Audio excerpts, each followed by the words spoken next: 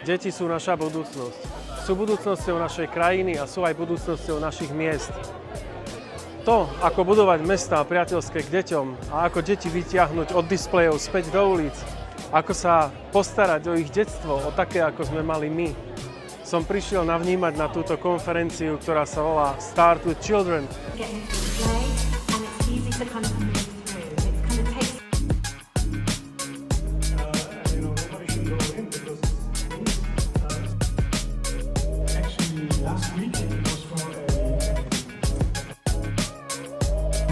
Public transport, you also need to distribute the space.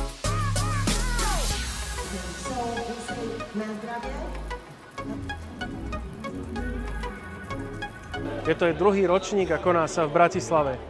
Sú tu speakery z celej Európy a ja sa snažím navnímať čo najviac podstatných a dôležitých informácií. Verím, že ich v budúcnosti dobre zužitkujem. Pozdravujem vás.